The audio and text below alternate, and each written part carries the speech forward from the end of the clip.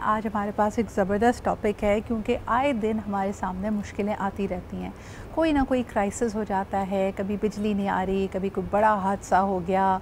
इस तरह के जो क्राइसिस होते हैं ये आपके लिए एक अपॉर्चुनिटी कैसे हो सकती है?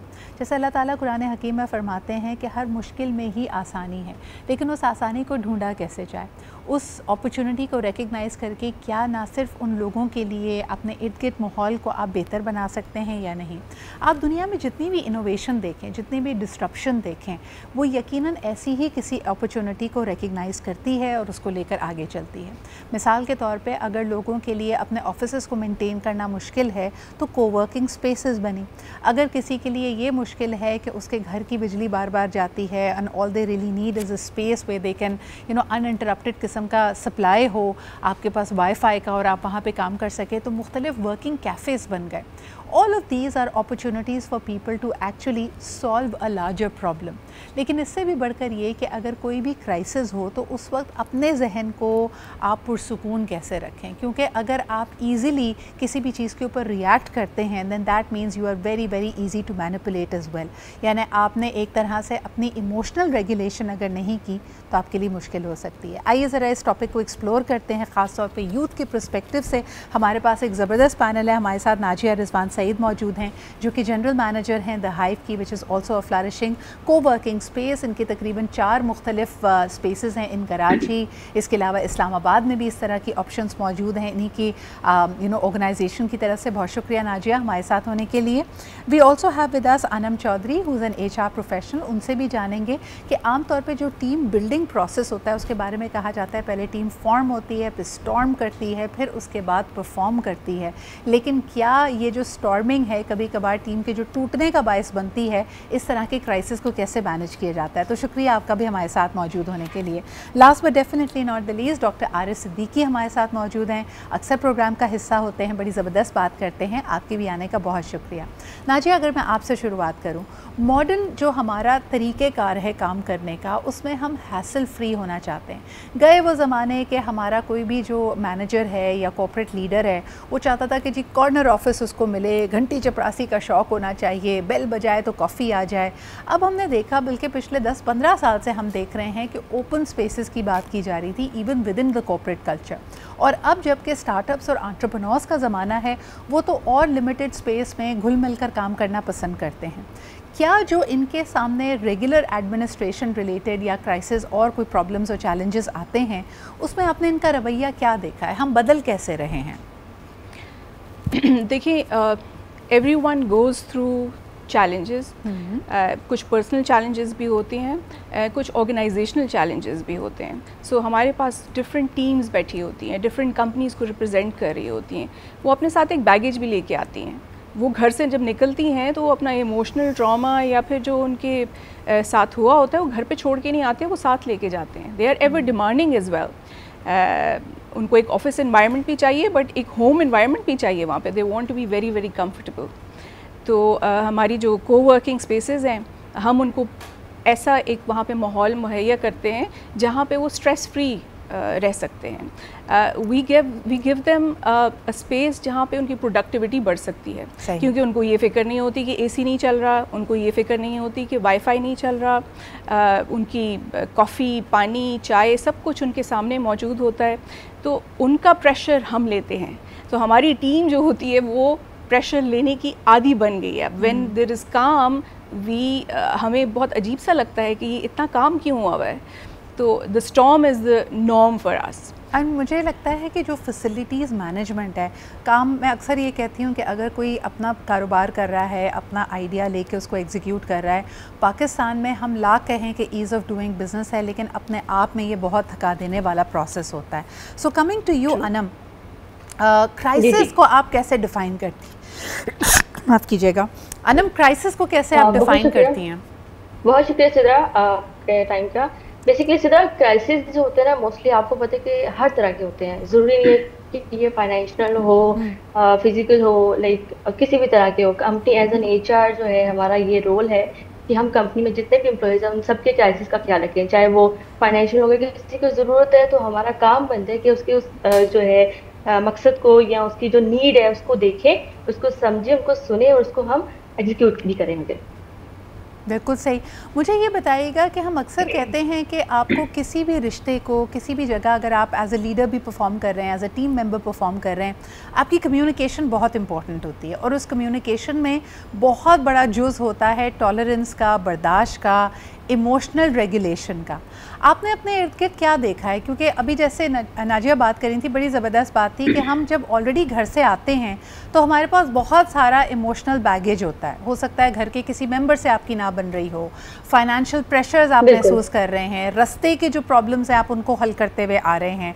तो ये बर्दाश्त ऐसा लगता है कि हर एक में कम होती चली जा रही है।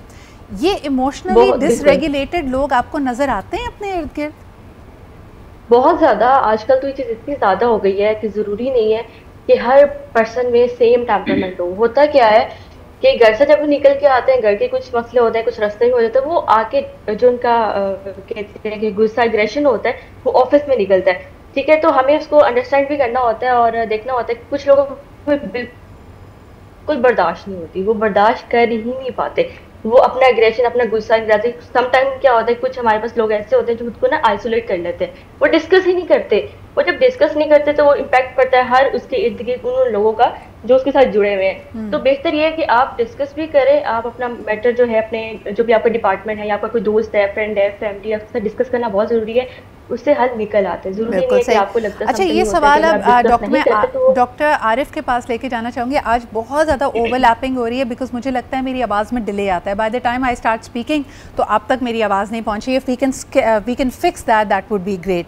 आरिफ साहब, आपके पास ये सवाल लेके आना चाहूँगी कि मुश्किल वक्त में लोग कहते हैं कि अपने पराये का पता चलता है। अगर आपके ऊपर एक क्राइसिस आया हुआ है, मिसाल के तौर पे फाइनेंशियल क्राइसिस है या आप बिटवीन द जॉब्स हैं और उस वक्त आपका रवैया भी, आप थोड़े से बुझे बुझे हैं, उदास हैं, चिड़चिड़े हैं, तो इर्द गिर्द के लोगों से आपकी क्या तवक्को होती है? हम अक्सर देखते हैं कि कहते हैं ना कि साया भी आपका साथ छोड़ देता है जब आप मुश्किल में होते हैं। तो ऐसी सिचुएशन में क्या करना चाहिए? रिश्तों को अगर आप नज़र आ रहा है कि वो बिखर रहे हैं तो उनको संभालने के लिए हम क्या कर सकते हैं? Thank you very much madam. मैं आपकी बात का जवाब 1500 साल पहले से शुरू करूंगा देना। जब सैयदना रसूल करीम सल्लल्लाहु अलैहि वसल्लम हिजरत के लिए निकले हैं, पीछे कुफार थे, बहरान पैदा होता है, तो सदीक़ अकबर गारे सौर में साथ देते हैं। फिर वो सदीक़ अकबर ता क़यामत करार पाते हैं। मदीना पहुंचती है पूरी की पूरी टीम। एक बहरान था, माली बहरान था, रिश्तेदारों का बहरान था, कोई लोग नहीं थे।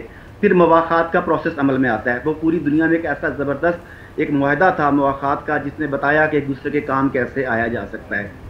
उस फ़लसफ़े को लेकर आप आगे चलते जाएँ, आज के दौर में पहुँचें तो आज भी अगर किसी के घर कोई सैड न्यूज़ है, कोई क्राइसिस है, कोई एक्सीडेंट हो गया, कोई डेथ हो गई, तो बाज़ औक़ात रूठे हुए रिश्ते भी उस वक़्त जुड़ जाते हैं, उस वक़्त आके साथ खड़े हो जाते हैं। यह एक पार्ट। दूसरा पार्ट जिसकी तरफ आपने इशारा किया कि अपने पराये की पहचान हो जाती है। लोग मुश्किल में बाज़ औक़ात साथ खड़े नहीं होते, नेगेटिविटी का कचरा जो है वो आपके ऊपर फेंकने लग जाते हैं, तनकीद का कचरा फेंकते हैं। ये भी हमारी ही सोसाइटी का एक पार्ट है। एक आदमी पहले से पिसा हुआ है, परेशान है, तो बजाय इसके कि उसके साथ खड़े हुआ जाए, उसकी मदद की जाए, उसे खड़े होने में मदद दी जाए, हम सिर्फ मशवरा दे के या ताने दे के अपनी जिम्मेदारी को पूरा समझते हैं कि मैंने तुम्हें पहले भी कहा था, तुम्हें मेरी बात की समझ ही नहीं आती, तुमने पहले ये नहीं किया, तुम अब भी नहीं कर सकते। वो उसे और ज़्यादा दबाने की कोशिश करते हैं। ऑन द अदर हैंड उस आदमी को हौसला चाहिए, सहारा चाहिए। अगर आप लोग अपने वसाइल उस पर खर्च नहीं कर सकते तो कम से कम अपनी ज़ुबान की नरमी और अपने दिल की गर्मी ये तो उसके ऊपर निछावर कर सकते हैं। और बाज़ औक़ात तने मुर्दा में जान डालने के लिए ये जज्बात की गर्मी ही काफ़ी होती है। आदमी दोबारा से गिरकर उठ खड़ा होने के काबिल हो जाता है। लेकिन आरिफ साहब, ये उन लोगों के लिए करना मुश्किल होगा जो आपके साथ हैं ही सिर्फ इसलिए क्योंकि आप उनके लिए कोई म्यूचुअली बेनिफिशियल चीज़ दे रहे हैं। जब आपका वो ओहदा गया, जब आपकी वो पोजीशन गई, जब आप उनकी कोई माली मदद नहीं कर सकते, उनके स्टेटस को चार चांद नहीं लगा सकते, तो बड़ा मुश्किल है कि वो अल्फाज की नरमी और वो दिलों की गर्मी आप उन पर निछावर कर सकें। लेकिन let's come to the partnership. मुझे याद आ रहा है जब हम स्कूल और कॉलेज में विक्टोरियन प्लेस करते थे या कोई शेक्सपियरियन प्लेस करते थे तो उसमें जब भी वो शादी का सीक्वेंस क्रिश्चियन वेडिंग दिखाई जाती थी तो उनके वेडिंग वाउज बड़े इंटरेस्टिंग होते हैं नाजिया। जैसे in sickness and in health, in richness and poverty, यानी चाहे अमीरी हो, गरीबी हो, सेहत हो, बीमारी हो, हम एक दूसरे का साथ देंगे जब तक मौत ना आ जाए और हम अलग अलग ना हो जाएं। मुझे ये बताइए कि सबसे ज़्यादा ट्राइंग पीरियड और सबसे क्लोज़ रिश्ता अज़दवाजी ताल्लुक़ ही होता है, और जब वहाँ पे क्राइसिस हो, जब आप हो सकता है बीमारी की वजह से आजमाए जा रहे हों, आप गुर्बत की वजह से आजमाए जा रहे हों, नाजिया क्या समझती हैं कि उस वक्त एक बॉन्डिंग मियाँ बीवी की कैसे हो सकती है, और जब वो तल्ख वक्त गुजर जाता है डू दे बिकम क्लोज़र या इनके बीच में एक दरार पड़ जाती है? बिल्कुल जी, एज़ यू जस्ट मेंशन के वाउज़ एज़ वेल एज़ हमारे अपने रिलीजन के अंदर भी सिकनेस एंड हेल्थ का कॉन्सेप्ट मौजूद है। अच्छे बुरे वक्त में अगर आप साथ होते हैं, एक तो ये कि you understand each other better. हर एक की पर्सनालिटी, जो दो मियाँ बीवी होंगे उनके आपस की पर्सनालिटीज़ डेफिनेटली डिफरेंट होंगी, वो उस पर्टिकुलर सिचुएशन को डिफरेंटली हैंडल करेंगे। एक तो ये कि बार बार जब भी आपके ऊपर कोई मुश्किल वक्त आएगा तो आपको टेस्ट करेगा, एंड देन आप एक दूसरे के साथ किस तरीके से जेलन होते हैं उसको हैंडल करने के लिए, दैट रियली मैटर्स। लेकिन आपको लगता है इसमें एक जेंडर बैलेंस है नाजिया? और ये सवाल मैं इसलिए कर रही हूँ क्योंकि उमूमी तौर पे, मैं एक्सेप्शन इसमें भी मौजूद हैं, लेकिन अगर एक हस्बैंड की जॉब चली गई है या वो बीमार है तो देखने में उमूमी तौर पे ये आता है कि जो उनकी बीवी होती है, जो अहलिया होती है, वो साथ देती है। लेकिन हमारे ही माशरे में ये तल्ख हकीकत है कि खुदा न खासा अगर बीवी बीमार होती है तो या तो उसको मैके भेज दिया जाता है, उस पर ख़र्चा नहीं किया जाता, या कई संगदिल खाविन तो उनको छोड़ भी देते हैं। तो ये आप इसको कैसे अंडरस्टैंड करती हैं? देखिए, वी बिल्ड, हम हमेशा कंप्लेन करेंगे कि हमारी सोसाइटी ऐसी है, हमारे नॉर्म्स ऐसे हैं, बट क्या इस सोसाइटी को हमने चेंज नहीं करना है? आई थिंक विद टाइम बहुत अवेयरनेस आ गई है इस चीज़ में, the bonding has become even more stronger, क्योंकि पैसा कमाना भी अब दोनों की ज़िम्मेदारी हो गई है, और वो बाई चॉइस नहीं हुई है, इट्स द ओवरऑल स्ट्रक्चर वो चेंज हो गया। अगर दोनों कमाएंगे नहीं, दोनों एक दूसरे इंडिपेंडेंटली डिसीजंस नहीं लेंगे, तो फिर घर भी नहीं चलेगा, आपकी लाइफ भी नहीं चलेगी, आपके बच्चे भी आगे नहीं बढ़ सकेंगे। सो ये आई थिंक अब ये चीज़ थोड़ी कम हो गई है, बट आई डेफिनेटली मुख्तलिफ आजमाइशें आती हैं, लेकिन ख़ास तौर पे यहाँ बीमारी से या अल्लाह ताला अगर कोई भी फ़िज़िकल आपके ऊपर चैलेंज आता है उससे रिलेटेड बात करेंगे। हस्बैंड एंड वाइफ में से कोई बीमार पड़ जाए, घर का कोई बुज़ुर्ग बीमार पड़ जाए, या फिर बच्चे के साथ कोई अगर हेल्थ कंडीशन हो, तो ये फैमिलीज़ के लिए एक चैलेंज भी है और एक अपॉर्चुनिटी भी। इस पर बात करते हैं जी। हमने कहा क्राइसिस तो उसमें बहुत बड़ी आजमाइश होती है किसी भी ख़ानदान के लिए, चाहे वो एक छोटी न्यूक्लियर फैमिली हो या फिर एक एक्सटेंडेड फैमिली हो। जब हम ये देखते हैं कि किसी को कोई बीमारी डायग्नोस हो जिसका ट्रीटमेंट लॉन्ग है या उस पर ख़र्चा होने वाला है, या सबसे बेसिक चीज़ कि आपने बार बार अस्पताल के चक्कर लगाने हैं, वहाँ पे टेस्ट होना है, वहाँ आप किसी राउंड ऑफ ट्रीटमेंट से गुजर रहे हैं, ये आसान नहीं होता। और ऐसे क्राइसिस के वक्त में रवैये तल्ख भी होते हैं, आपको एक बोझ भी लगता है, लेकिन it's a great opportunity for families to come together. ख़ास तौर पे अगर वालिदैन की बात करें कि एक छोटा बच्चा है जो किसी भी कंडीशन के साथ डायग्नोस हो गया है, यकीनन दोनों माँ बाप का वो लख्ते जिगर है, बाकी बच्चे भी अगर मौजूद हों, घर में आपके पास सपोर्ट सिस्टम ना हो, तो फिर फैमिलीज़ ऐसी सिचुएशन से कैसे डील करती हैं? आरिफ साहब, सबसे पहले ये सवाल आपके पास लेके जाऊंगी कि अल्लाह ताला बीमारी को एक आजमाइश बनाकर हमारे पास भेजता है। आप अपने इर्द गिर्द समाजी रवैयों में क्या देख रहे हैं? क्या हमारा ये बॉन्ड स्ट्रॉन्ग है या इसमें भी कुछ टूट फूट हो रही है? इसमें जिस तरह हर मामले में ऐसे होता है कि दोनों तरह के मामला देखे जाते हैं, लेकिन ज़्यादातर जहां मैं मूव करता हूं, जो मेरे हल्का अहबाब है, जिन्हें मैं देखता हूं, वो इन चीज़ों को बतौर बॉन्डिंग इस्तेमाल करते हैं, जिम्मेदारियों को शेयर करते हैं, एक दूसरे के साथ खड़े होते हैं। वो इसे आजमाइश और एक बाहमी एतमाद को बढ़ाने का ज़रिया समझते हैं। लेकिन इसी सोसाइटी में, जैसा कि आपने ब्रेक से पहले कहा, हमने वो भी देखा कि रिश्ते छूट गए।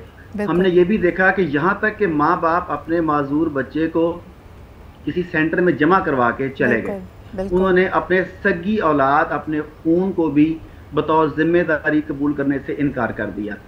जब ये वाली सोसाइटी में ये मामला देखते हैं, इसका वाइस वर्सा ये भी देखने में आता है कि जब वालिदैन बूढ़े हो गए, वालिदैन माजूर हो गए, वालिदैन चलने फिरने के काबिल नहीं रहे, तो बच्चों ने उन्हें उठाया और जाके ओल्ड हाउस में जमा करवा दिया। क्योंकि बच्चे देख रहे हैं मामा जान ने ये किया, चाचा जान ने ये किया, ताया जान ने ये किया, खाला ने ये किया। वो सीख रहे हैं कि अगर आप बोझ को कबूल करना सीखते हैं, दिखाते हैं कि बोझ को कबूल करना है, तो बच्चे भी बोझ को कबूल करते हैं।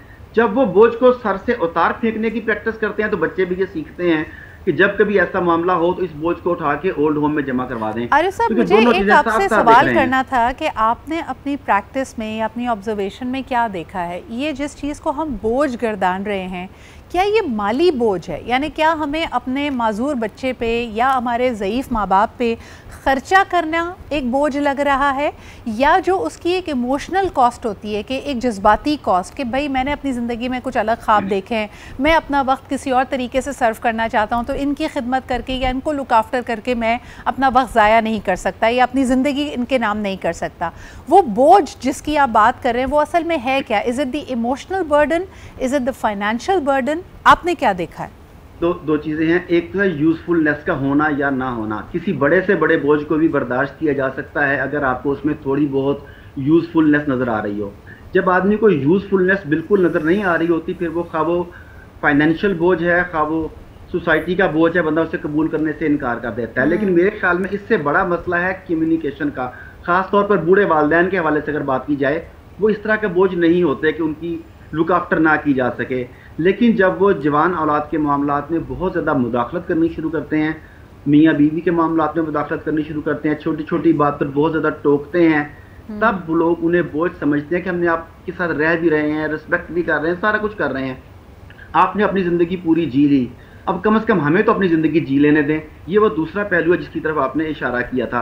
तो आई थिंक कि ना सिर्फ ये कि हम सबको अपनी अपनी यूजफुलनेस बरकरार रखनी चाहिए, छोटे छोटे कामकाज की शक्ल में हो, और दूसरी तरफ बेजा मुदाखलत से गुरेज करना चाहिए, तब ये बोझ नहीं लगेगा, तब ये बॉन्डिंग का बाइस बन जाएगा। Very important point. अच्छा, इसी चीज़ को अगर मैं मैरिटल लाइफ पे दोबारा लेके आऊँ, ये सवाल मैं अनम आपके पास लेके आना चाहूँगी कि आमतौर पे हमें देखने में आया है कि जो ओल्डर जनरेशन है जहाँ पे शादियाँ ज़्यादा पायदार होती हैं, लोगों ने 20-25 साल की शादियाँ गुजारी, अब तो खैर ग्रे डिवोर्सेस का भी ज़माना है, लेकिन उमूमी तौर पे पिछले जनरेशन की जो शादियाँ थी वो लंबा अरसा चलती थी, और आप उनसे कभी कंपेयर करें, उनको कोई भी मसला बताएं कि जी हमें लगता है कि हमारे खाविंद का मिजाज सही नहीं है, वो पैसों में बहुत रोक टोक करते हैं, वो बाहर निकलने पे बहुत पाबंदियां लगाते हैं, एट्सेट्रा एट्सेट्रा, या सख्त मिजाज हैं, तो आगे से आपको सलाह यही मिलती है कि चले जी ऐसे मर्द करते हैं। हो सकता है कोई अफेयर भी आप रिपोर्ट कर दें कि जी इनका तो कोई बाहर चक्कर चल रहा है, उसमें भी कहा जाता है कि तुम खातून हो, तुम्हारे बच्चे हैं, तुम अपने घर की फलाह के लिए इन सब चीज़ों को बर्दाश्त करो। ये मसला बर्दाश्त का है, और आज जो हम देखते हैं कि लोग फौरी तौर पर रिएक्ट करते हैं इस तरह की क्राइसिस पर, वो कहते हैं नहीं जी ये तो मेरी हद तक की इज़्ज़त है, ये मेरे सेल्फ रिस्पेक्ट पे एक स्ट्राइक है, तो ये रिश्ता अब ख़त्म। दोनों सिचुएशंस को आप कैसे देखती हैं? अच्छा, जो पहले आपने बात की है ना, उसमें ये कि आज से पहले की जो 25-30 साल पहले की आप बात करें, शादी जो होती थी उसमें यह था, उसमें ना इमोशनल जो है लोग मियाँ बीवी आपस में हस्बैंड वाइफ इतने ज़्यादा कनेक्ट होते थे कि उनको पैसा उनके लिए मायने नहीं रखता था, ठीक है। और वो जो आज की जनरेशन की बात करें, एज यू नो कि हर चीज़ इतनी है, और जो इन्फ्लेशन सब चीज़ें, तो उसको देखते हुए आज के लोगों में बर्दाश्त बिल्कुल ख़त्म हो चुकी है। वो कहते हैं कि नहीं, बस हमें हमारी बात सुनी जाए, हमें देखा जाए, हमें सुना जाए। वो उनमें इतनी बर्दाश्त नहीं कि अगले का सुन लें। कम्युनिकेशन, अभी सर ने बात की है कि कम्युनिकेशन गैप जो है ना वो बहुत इंपॉर्टेंट है, वो नहीं होना चाहिए। आप बात करते हो, बात करने के बाद आप सोल्यूशन निकाल सकते हो, क्योंकि आपने साथ रहना है। अब आजकल की जनरेशन जैसे बर्दाश्त नहीं है, तो वो वही बात की जो आपने बात की, वो डिवोर्स की तरफ जाते हैं, ठीक है। वो कहते हैं कि नहीं अब नहीं होना, हमसे नहीं होना, वो बड़ों को इन्वॉल्व कर लेते हैं। जो दो मियाँ बीवी का मैटर है, ट्राई करना चाहिए कि वो आपस में खुद ही उसको सॉल्व करे, ना कि थर्ड पर्सन के साथ डिस्कस करें। ठीक है, आपका पॉइंट ऑफ व्यू आ गया। एक कॉलर हमारे साथ वेट कर रहे हैं, मैं उनकी भी बात सुन लेती हूँ। हेलो, अस्सलाम वालेकुम। वालेकुम अस्सलाम, सिकरा मलिक राशिद बोल रहा हूँ। क्या जी राशिद साहब, बिल्कुल ठीक ठाक। यही सवाल आपके पास लेके आते हैं। बताइए कि पहले ज़माने में टॉक्सिक रवैयों को भी लोग मोहब्बत में बर्दाश्त कर लेते थे या मजबूरी में बर्दाश्त कर लेते थे, अब तो फ़ौरन लेबल लगा दिया जाता है कि भाई इस शख्स के साथ अगर ज़िंदगी गुजारी या इस खातून के साथ अगर ज़िंदगी गुजारी तो मेरी अपनी मेंटल हेल्थ ख़राब हो जाएगी, तो रिश्ते इतने पायदार नहीं रहे। तो ये वाला जो क्राइसिस होता है, इसको कैसे हल किया जाए? इसको बड़ा पीछे हमें जाना पड़ेगा। देखें आप, मैं इसके लिए ज़रूरी ये है कि देखें इंसान जो है ना, जैसे हज़रत इमाम हुसैन का एक कौल है रज़ी अल्लाह तआला अन्हु कि इंसान रोज़ पैदा होते हैं, इंसानियत रोज़ पैदा नहीं होती। हमें बच्चों को तरबियत में, हमने ये तालीम हमने किताबों में पढ़ा है, लेकिन तरबियत में हमने इतना नहीं देखा। हमारे जितने क्लोज रिश्ते हैं, मियाँ बीवी हैं, बहन भाई हैं, माँ बाप, इससे ज्यादा तो और कोई क्लोज रिश्ते नहीं होते। उसके बावजूद मैंने अपने बड़ों को, लोगों को सुना है, वो दुआ करते हुए यही कहते हैं कि या अल्लाह हमें किसी का मोहताज ना करना। क्या कि मुझे कुछ संभाल नहीं पाएगा अगर कोई मुसीबत आ गई। इससे लोग डरते हैं। एक चीज सीधा मैंने देखी है, हमारे अंदर इंसानियत नहीं है। मैंने फॉरेनर्स को देखा है, आप भी बाहर माशाल्लाह जाती हैं अब्रॉड। एक हमारे यहाँ कोढ़ का मसला हुआ था पुराने जमाने में, एक बीमारी थी स्किन की। वो कोई डॉक्टर लोग कुछ अरसे के लिए जर्मनी से शायद वो आई मैडम, उन्होंने यहाँ देखा कि बहुत सारे लोग मुतासर हैं। उन्होंने कोई नफरत का इजहार नहीं किया। जब उनका टाइम पूरा हो गया उसके बावजूद मरीज यहाँ थे, वो छोड़ के नहीं गई। उनका नाम मुझे याद नहीं आ रहा, वो मरी लेप्रोसी सोसाइटी। जी जी, वो इधर ही उनकी डेथ हुई, वो छोड़ के नहीं गई। हमारे अंदर ये चीज ही नहीं है। देखिए हम लोग, मैं ये देखा है कि इंसानियत सबसे पहले, रिश्ते बाद में है। पहले आप इंसानियत अपने अंदर लाएं, बिल्कुल सही। रिश्ते तो बाद में। बहुत बहुत शुक्रिया आपके कॉल करने का। और ये हमारी विरासत थी, यही नहीं कि हमें बाहर से लोगों ने आके ये सिखाया। Marie Stopes of course has done a wonderful job, लेकिन साथ साथ हमारे पास अब्दुल सत्तार ईदी साहब की भी मिसाल है, जो पहली दफ़ा नेटिव जेटी के पुल पे उन्होंने देखा कि कोई शख्स डूब रहा है तो बग़ैर ये सोचे कि उनको तैरना आता भी है या नहीं, वो रेस्क्यू के लिए पानी में कूद गए। तो हमारे पास आपको कई मिसालें मिलेंगी जहां लोगों ने अपने ऊपर दूसरों की फलाह को, उनकी ज़िंदगी को फ़ौक़ियत दी है। आज भी हमारे नॉर्दर्न एरियाज़ में, चाहे हुंजा रिवर का, मंगोरा रिवर का वाक़या होता है, या कोई जो आप गाड़ी होती है, कोई चीज़ रुक जाए, किसी भी क्राइसिस में आप अपने आप को देखें, कहीं रेलगाड़ी का हादसा हो जाए, आपने देखा है कि रेस्क्यू सर्विसेज से पहले आम लोग आगे पहुँचते हैं और अपनी मदद आपके तहत लोगों को रिलीफ पहुंचा रहे होते हैं। तो इस जज्बे में कमी नहीं है। क्राइसिस में आपको पता चलता है कि आपकी अपनी बहादुरी क्या है, आपका अपना एसेंस क्या है, आपकी अपनी तरजीहात क्या हैं। लूट मार भी सामने ही हो रही होगी और दूसरी तरफ लोग मदद भी कर रहे होंगे, लेकिन आपकी फ़ौक़ियत क्या होनी चाहिए, इस पर हम बात करेंगे। बदलता है रंग आसमान कैसे कैसे, आपने अक्सर उतार चढ़ाव देखे होंगे, और ख़ास तौर पे मुख्तलिफ सियासी मौसमों में आपने देखा होगा कि डी चौक पे मुख्तलिफ किस्म की प्रोटेस्ट हुआ करती थी। इंटरेस्टिंग बात यह है कि चाहे वो हमारी लोकल सियासी कोई प्रोटेस्ट हो या हाल ही में होने वाले भारत और पाकिस्तान के आपस में जो कॉन्फ्लिक्ट हुआ था, दोनों ही सिचुएशंस में जिन लोगों ने उसमें अपॉर्चुनिटी ढूंढनी थी वो आपको बड़ी नंबर्स में नज़र आए।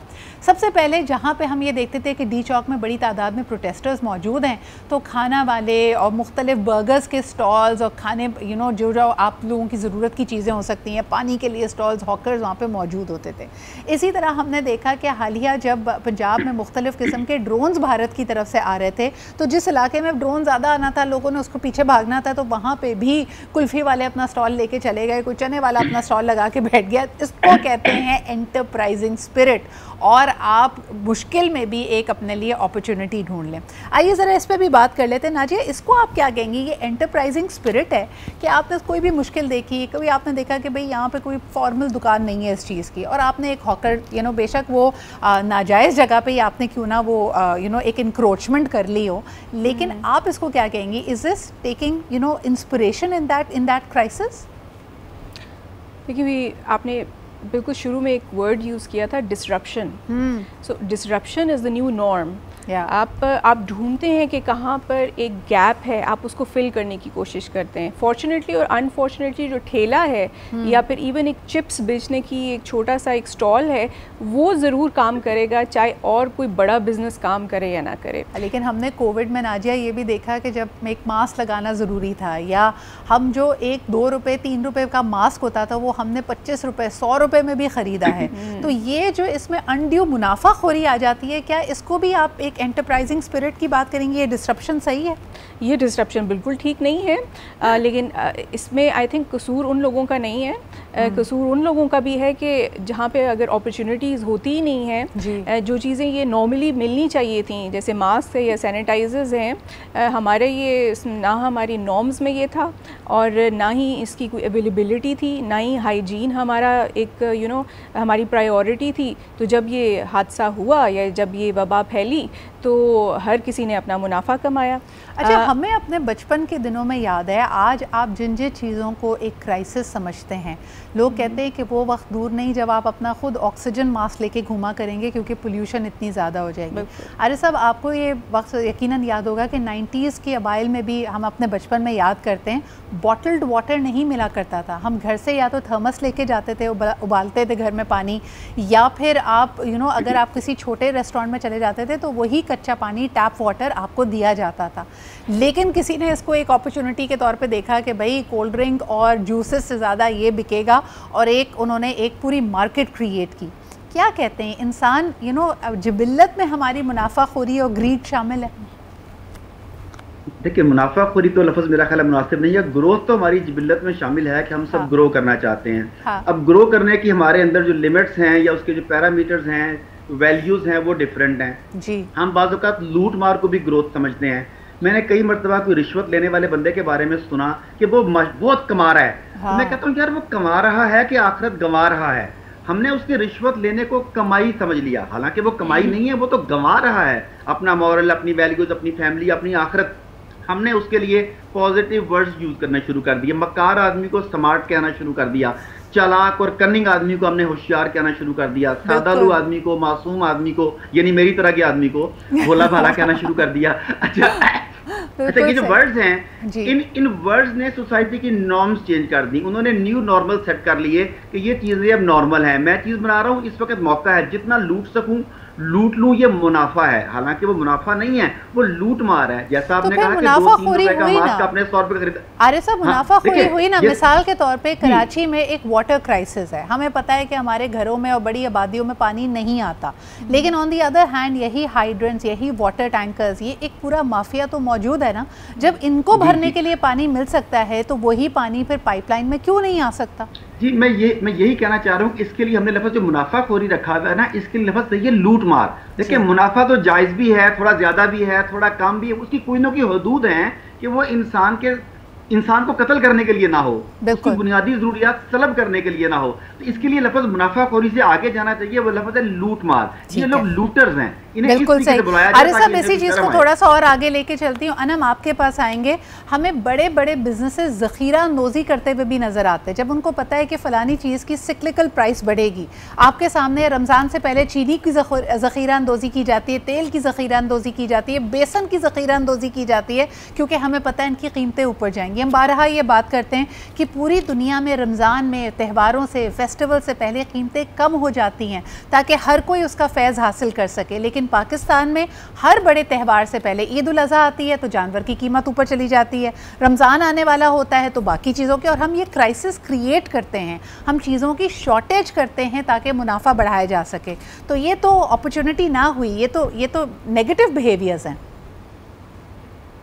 बिल्कुल बिल्कुल ठीक है, नहीं बिल्कुल नेगेटिव बिहेवियर है। एज यू नो के फॉरेनर्स क्या करते हैं, अब्रॉड में क्या होता है कि जब भी ऐसा कोई भी इवेंट रमज़ान, उसमें इतनी ज़्यादा प्राइसेस कम कर देते हैं कि हर बंदा वो चीज़ अवेल कर सके। लेकिन अगर आप पाकिस्तान की बात करें, यहाँ बिल्कुल अपोजिट है।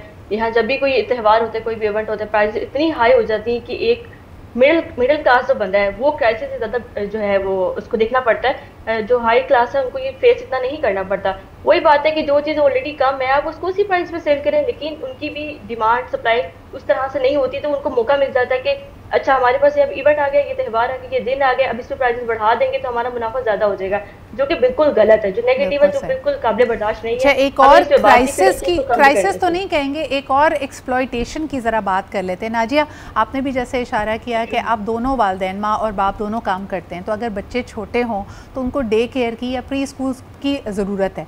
प्री स्कूल की फ़ीस भी ज़्यादा और बच्चे का उससे भी ज़्यादा रिजेक्शन रेट। मुझे तो समझ में नहीं आता कि एक 1.5-2 साल के बच्चे को आप रिजेक्ट किन बेसिस पे करते हैं। दूसरा ये कि उसकी किल्लत या उसकी सप्लाई को इतना कम रखा गया है, इस तरह हम एक्सप्लॉइट करते हैं इस चीज़ को कि बच्चे की पैदाइश से भी पहले कई प्री स्कूल्स आपको कहते हैं कि बच्चे को रजिस्टर करा लें। इस पर्टिकुलर इशू को आप कैसे देखती हैं?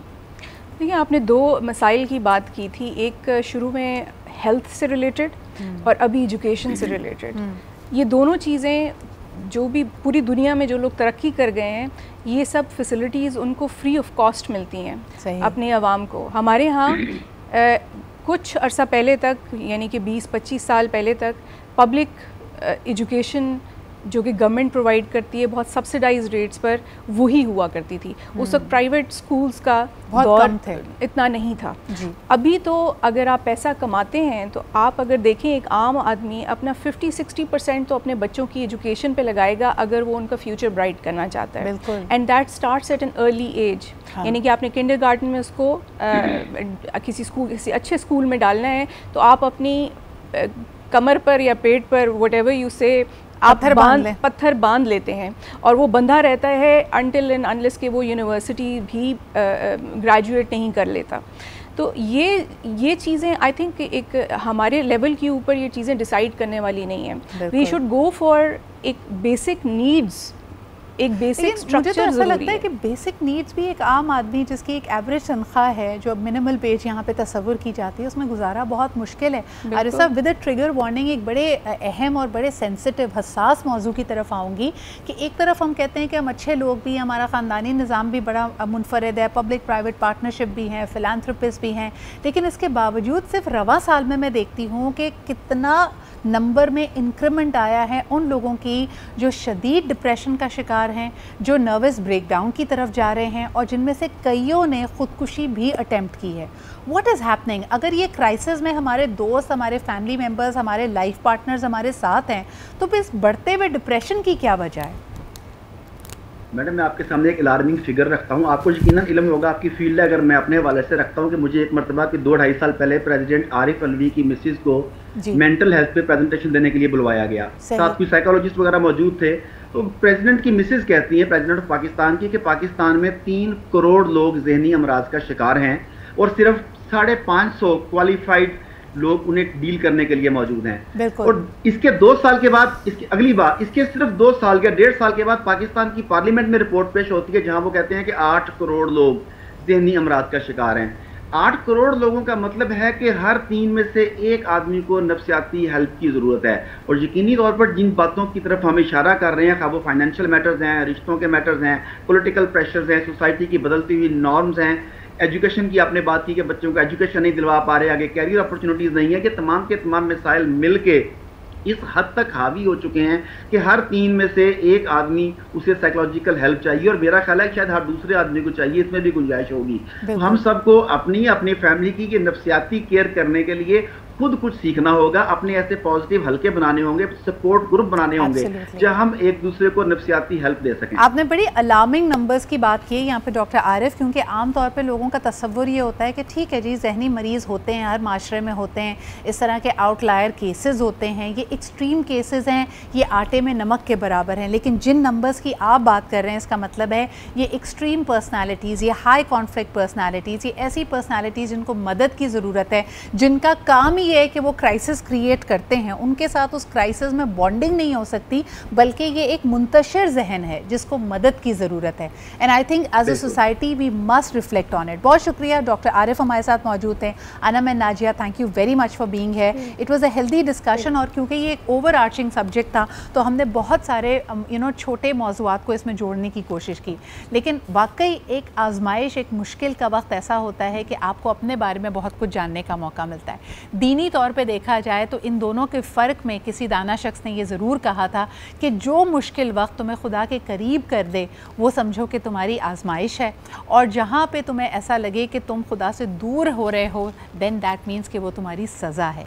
तो हम उस कठिन वक्त को आजमाइश के तौर पर गुजारना चाहते हैं या सज़ा समझ कर उसको भुगतना चाहते हैं, ये हमारे ऊपर डिपेंड करता है। But I hope that everybody is able to make it out safe and is able to address these issues. आपसे कल मुलाकात होगी, अपना ख्याल रखें, खुदा हाफ़िज़।